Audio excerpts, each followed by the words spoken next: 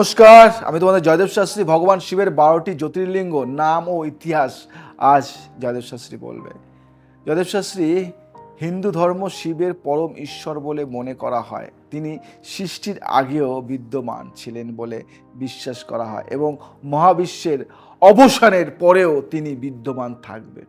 কিংবদন্তি আছে যে সৃষ্টির ঈশ্বর ব্রহ্মা এবং সম্প্রতির ঈশ্বর ভগবান বিষ্ণু একবার তাদের ক্ষমতার শ্রেষ্ঠত্ব নিয়ে বিতর্ক করেছিলেন।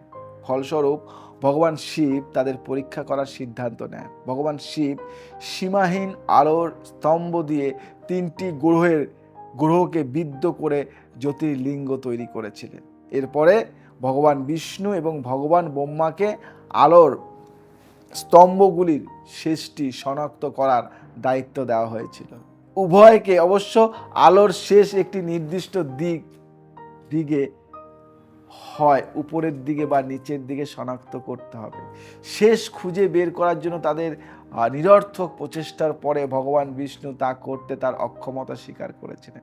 যখন ভগবান ব্রহ্মা মিথ্যা বলেছিলেন এবং শেষ পর্যন্ত পৌঁছেছিলেন বলে দাবি করেছিলেন, ভগবান ব্রহ্মার প্রতারণার দ্বারা ক্রুদ্ধ হয়ে ভগবান শিব ঘোষণা করেছিলেন যে ভগবান বিষ্ণুকে সমস্ত যুগের জন্য ভক্তদের দ্বারা প্রার্থনা করা হবে, তবে ভগবান ব্রহ্মার কখনো পূজা করা হবে না। জানতেন কি ঘটনাটি?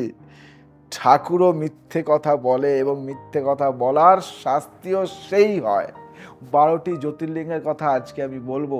প্রতিটি স্থানই প্রধান দেবতার নাম নেয়, প্রতিটি শিবের আলাদা প্রকার বলে মনে করা হয়। এই সমস্ত স্থানে প্রাথমিক চিত্রটি হলো লিঙ্গম, যা শুরুহীন এবং অন্তহীন স্তম্ভের প্রতিনিধিত্ব করে, যা শিবের অসীম প্রকৃতির প্রতীক। 12টি জ্যোতির্লিঙ্গের প্রথম শিব পুরাণে উল্লেখ করা হয়েছিল একটি প্রাচীন পাঠ, যা ভগবান শিব তার প্রতীক বিদ্যা এবং তার কিংবদন্তি সম্পর্কে তথ্য দেয়। 12টি জ্যোতির্লিঙ্গ 12টি শিব অবতারের সাথে যুক্ত এবং পৃথিবীতে ভগবানের প্রতীক প্রকাশ। জ্যোতি শব্দটি আলোকে বোঝায়, যাকে দীপ্ত বলা হয়, দীপ্তিও বলা হয়। লিঙ্গম, যা লিঙ্গ মানে চিহ্ন বা ছবি।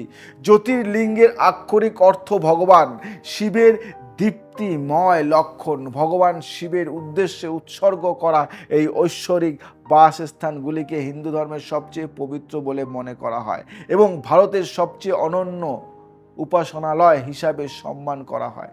এই পবিত্র স্থানগুলি প্রাসঙ্গিকতা এবং পৌরাণিক ইতিহাস অন্বেষণ করার জন্য আমার এই অনুষ্ঠানটি শুনতে থাকুন। আজকে যে বিষয় নিয়ে আলোচনা করব সেটা একটু আলাদা বিষয়। একটা বিষয় নিয়ে আলোচনা করব, শুনতে থাকুন। শুনুন। 1 নম্বর, সোমনাথ মন্দির। সোমনাথ মন্দির।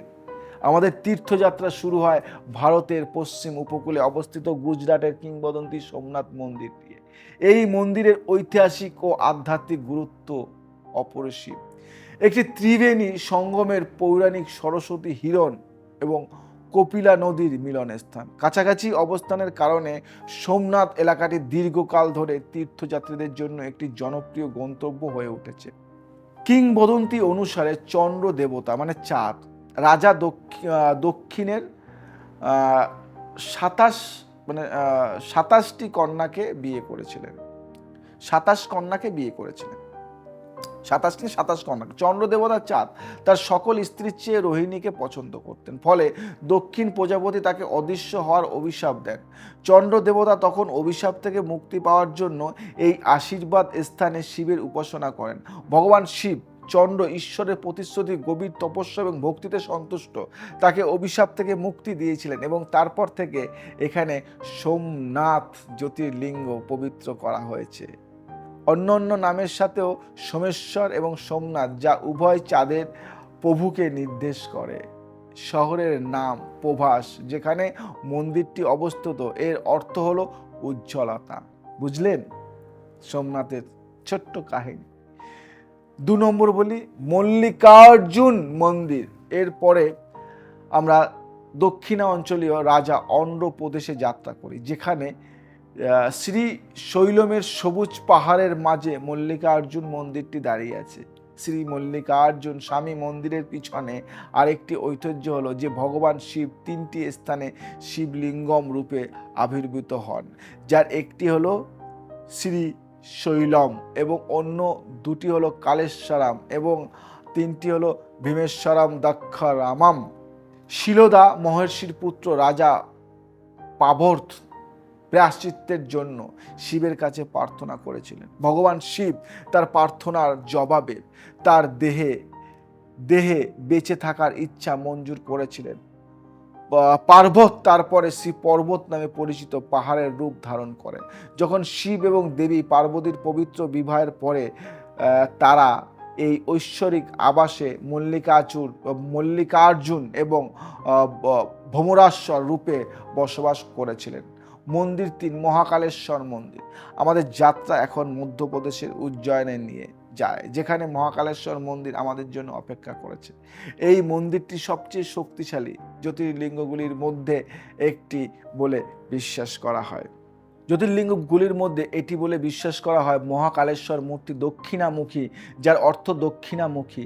পুরাণ অনুসারে উজ্জয়িন অবন্তিকা নামে পরিচিতি লাভ করে এবং এর সৌন্দর্যের পাশাপাশি আধ্যাত্মিক কেন্দ্র হিসাবে এর ভূমিকার জন্য স্বীকৃতি হয়। এটি ছাত্রদের পবিত্র বই অধ্যয়নের জন্য সবচেয়ে গুরুত্বপূর্ণ শহরগুলির মধ্যে একটি ছিল। পৌরাণিক কাহিনী অনুসারে চন্দ্রসেন নামে উজ্জয়িনী রাজা শিবের একনিষ্ঠ অনুসারী ছিলেন এবং সর্বদা তার পূজা করতেন। এই সময় উজ্জয়নের প্রতিদ্বন্দ্বীরা বিশেষ করে রাজা রিপুদমনা এবং প্রতিবেশী দেশগুলি রাজা সিংহদিত্য রাজ্য আক্রমণ করা এবং এরপর সম্পদ দখল করার সিদ্ধান্ত নেন। রাজারা শক্তিশালী রাক্ষস দূষণের সহায়তায় আক্রমণ করতে বেছে নিয়েছিলেন, যাকে ব্রহ্মা অদৃশ্য হওয়ার ক্ষমতা দিয়েছিলেন। তারা শহরটি লুটপাট করে এবং সমস্ত শিব বিশ্বাসীদের আক্রমণ করে শিব যখন তার ভুক্তভোগী উপশাসকদের আর্তনাদ শুনেছিলেন, তখন তিনি মহাকাল রূপে এসেছিলেন এবং রাজ্য চণ্ডাসনের প্রতিপক্ষকে হত্যা করেছিলেন। কথিত আছে যে মন্দির প্রধান দেবতা ভগবান মহাকালেশ্বর ভক্তদের সান্ত্বনা দেন এবং তাদের জীবন ও মৃত্যু চক্র থেকে মুক্তি দেন। এবার যে মন্দিরের কথা বলবো, ওমকারেশ্বর মন্দির। সামনে এগিয়ে আমরা মধ্যপ্রদেশের নর্মদা নদীর তীরে অবস্থিত ওমকারেশ্বরের শান্ত দ্বীপে পৌঁছাই। এখানে ওমকারেশ্বর মন্দিরটি ভগবান শিবের ব্যাপিতার প্রতীক হিসেবে দাঁড়িয়ে আছে। হিন্দু কিংবদন্তি অনুসারে এই মন্দিরের উৎস সম্পর্কে 3টি গল্প রয়েছে। প্রথম গল্পে বলি একটা কথা। প্রথম গল্পে বিন্দা পর্বতমালার দেবতা জরিত তিনি তার পাপের সংশোধনের জন্য শিবের উপাসনা করেছিলেন। ফলস্বরূপ তিনি বালি এবং কাদামাটি থেকে একটি পবিত্র জ্যামিতিক নকশা এবং একটি লিঙ্গ তৈরি করেছিলেন। শিব তার আরাধনায় সন্তুষ্ট হয়ে ওমকারেশ্বর ও অমলেশ্বর রূপে উদ্ভাসিত হন। মাটির ঢিপিটি ওম অক্ষরের মতো আকৃতি হওয়ায় এই দ্বীপটি ওমকারেশ্বর নামে পরিচিত ছিল। দ্বিতীয় গল্পটি মানদাতা এবং তার পুত্রের তপস্যা সম্পর্কিত। ভগবান শিবকে এখানে ইক্ষ্বাকু রাজবংশের রাজা মানদাতা ভগবান রামের পূর্বপুরুষ দ্বারা পূজা করা হয়েছিল, যতক্ষণ না ভগবান নিজেকে জ্যোতির্লিঙ্গ হিসেবে দেখেন। মানদাতার পুত্র অম্বরীশ এবং মুচুকুন্দ কিভাবে ভগবান শিবকে সন্তুষ্ট করার জন্য প্রচণ্ড তপস্যা করেছিলেন, তার ফলস্বরূপ পর্বটিকে মানদাতা বলা হয়। তৃতীয় গল্পটি হিন্দু ধর্মগ্রন্থ থেকে এসেছে এবং বলা হয়েছে যে একসময় দেবতা এবং দানবদের মধ্যে প্রচণ্ড লড়াই হয়েছিল, যেটিতে দানবরা জয়লাভ করেছিল। দেবতারা বিধ্বস্ত হয়েছিল, তাই তারা শিবের কাছে প্রার্থনা করেছিল। তাদের প্রার্থনায় খুশি হয়ে শিব ওমকারেশ্বর জ্যোতির্লিঙ্গের ছদ্মবেশে আবির্ভূত হন এবং দানবদের ধ্বংস করেন। কাহিনী কিন্তু অনেক অনেক অনেক ভাইব্রেশন নিয়ে আসে এই কাহিনীগুলি। শিরায় একটা অদ্ভুত জাগরণ।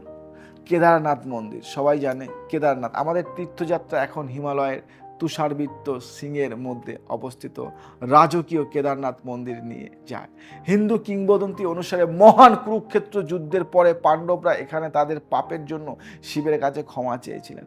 ভগবান শিব যাকে পাণ্ডবরা অনুসরণ করেছিলেন, তিনি নিজেকে ষাঁড়ে রূপান্তরিত করেছিলেন এবং কেদারনাথে পৃথিবীতে অদৃশ্য হয়েছিলেন।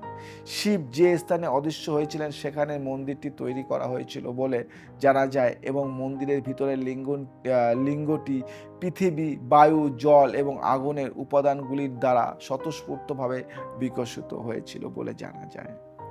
আমরা যে বিষয়ে আলোচনা করলাম এবং এরপরে যেটা নিয়ে আলোচনা করব সেটা হলো ভীমাশঙ্কর মন্দির। আসুন এখন মহারাষ্ট্রের পশ্চিম ঘাটে যাই, যেখানে ভীমাশঙ্কর মন্দির অবস্থিত। হিন্দু কিংবদন্তি অনুসারে কুম্ভকর্ণের পুত্র ভীম এবং তার মাতা কার্তি বহু বছর আগে সহ্যাদ্রির উচ্চভূমির ডাকিনীর গভীর অরণ্যে বাস করতেন। যখন তিনি তার পিতার মৃত্যুর খবর জানতে পেরেছিলেন তখন তিনি ক্রুদ্ধ হয়েছিলেন এবং ভগবান বিষ্ণুর প্রতিশোধ নেওয়ার প্রতিজ্ঞা করেছিলেন। ভীম মহা তপস্যা করেছিলেন এবং তার শক্তি বৃদ্ধির জন্য ভগবান ব্রহ্মাকে খুশি করেছিলেন। তিনি অসাধারণ ক্ষমতা অর্জনের পর ভগবান বিষ্ণু ও ইন্দ্রকে পরাজিত করেন। হঠাৎ তার অহংকার বেড়ে যায় এবং তিনি ভগবান শিবের সর্বশ্রেষ্ঠ ভক্ত কাম রূপেশ্বরকে ভগবান শিবের পরিবর্তে তার পুজো করার জন্য অনুরোধ করেন। শিব ভীমের সামনে যেতে এবং ঋষিরা তার কাছে আবেদন করলে তার অত্যাচারের অবসান ঘটাতে বাধ্য হন। ফলে সংঘর্ষের পর তিনি ছাই হয়ে যান। শিব পুরাণ থেকে ভীমাশঙ্কর মন্দির সম্পর্কে আরেকটি সুপরিচিতি পৌরাণিক কাহিনী দাবি করে যে প্রাচীনকালে ত্রিপুরাসুর রাক্ষস 3 জগতের ঋষি ও দেবতাদের উপর অত্যাচার করেছিলেন, যা সকলকে চিন্তিত করছিল।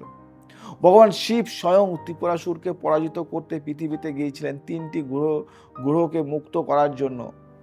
তারা উভয় একটি বড় লড়াইয়ে নেমেছিল যা কয়েকদিন ধরে চলেছিল এবং এর ফলে দুষ্ট রাক্ষসের মৃত্যু হয়েছিল।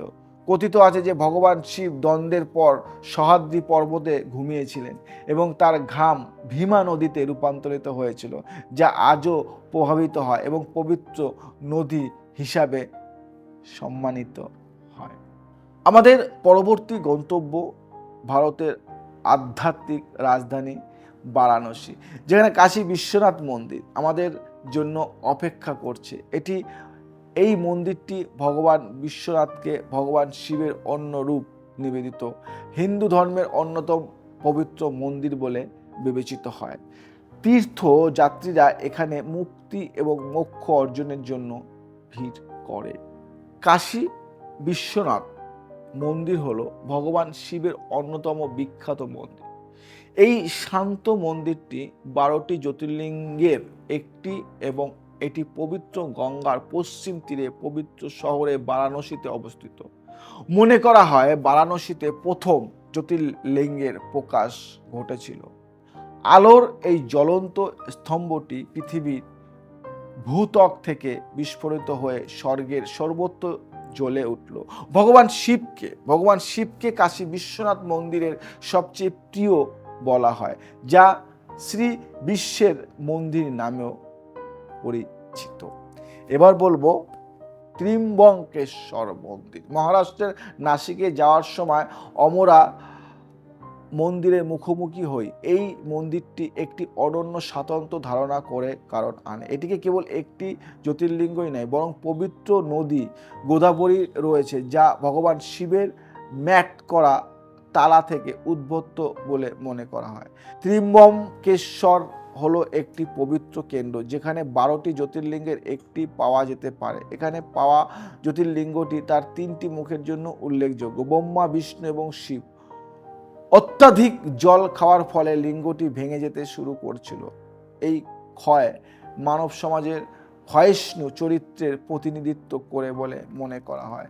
লিঙ্গগুলি লুকানোর জন্য ত্রিদেবের ব্রহ্মা, বিষ্ণু, শিব সোনার মুখোশের উপরে একটি রত্নখচিত মুকুট পরানো হয়। বৈদ্যনাথ মন্দির। আমাদের যাত্রা এখন আমাদের পূর্বের রাজ্য ঝাড়খণ্ডে নিয়ে যায়, যেখানে দেওঘরের বৈদ্যনাথ মন্দির ভক্তির আলোকবর্তিকা হিসাবে দাঁড়িয়ে আছে। হিন্দু পৌরাণিক কাহিনী অনুসারে রাক্ষস রাজা রাবণ বর অর্জনের জন্য এখানে শিবের উপাসনা করেছিলেন, যা তিনি বিশ্বকে ধ্বংস করার জন্য ব্যবহার করেছিলেন। রাবণ তার 10টি মস্তক একের পর এক শিবকে উৎসর্গ করেছিলেন। এই বলিদানের দ্বারা অগ্রণী শিব আহত রাবণকে সুস্থ করার জন্য অবতীর্ণ হন। তিনি একজন ডাক্তার হিসাবে কাজ করেছিলেন বলে তাকে বৈদ্য ডাক্তার বৈদ্য হিসেবে উল্লেখ করা হয়। শিবের এই দিকটি মন্দিরের নামটিকে অনুপ্রাণিত করেছিল। মন্দির লাস্ট শেষ নাগেশ্বর মন্দির। এরপর আমরা গুজরাটের উপকূলীয় শহর দ্বারকায় নিজেদের খুঁজে পাই, যেখানে নাগেশ্বর মন্দির অবস্থিত। একে অষ্টম জ্যোতির্লিঙ্গ বলা হয়। শ্রী নাগেশ্বর জ্যোতির্লিঙ্গ। জনশ্রুতি আছে যে দ্বারকা নামে এক রাক্ষস এখানে সুপ্রিয়া নামে এক শিব ভক্তকে বন্দি করেছিল। সুপ্রিয়ার ওম নমঃ শিবায় উচ্চারণ করলে এবং ভগবান শিবকে ডেকে পাঠালেন, যিনি আবির্ভূত হয় দৈত্যকে পরাজিত করেছিলেন। আজ অবধি এখানে একটি স্বপ্রকাশিত শিবলিঙ্গের পূজা করা হয়। পৌরাণিক কাহিনী অনুসারে ভগবান শিব এই স্থানে তার ভক্তদের আশীর্বাদ করার জন্য একটি ভয়ঙ্কর সাপের রূপ ধারণ করেছিলেন। যে বিষয় নিয়ে আমি আলোচনা করলাম সেটা তোমরা শুনলে। এবং 11 নম্বর রামেশ্বর মন্দির। আমাদের শেষ গন্তব্য রামেশ্বর, তামিলনাড়ু দক্ষিণ উপকূলে অবস্থিত। এটি পবিত্র দ্বীপ। রামায়ণ অনুসারে রাবণ থেকে মাতা সীতার কাছে যাওয়ার জন্য রাম এই স্থান থেকে লঙ্কা পর্যন্ত সমুদ্রের উপর একটি সেতু তৈরি করেছিলেন বলে কথিত আছে।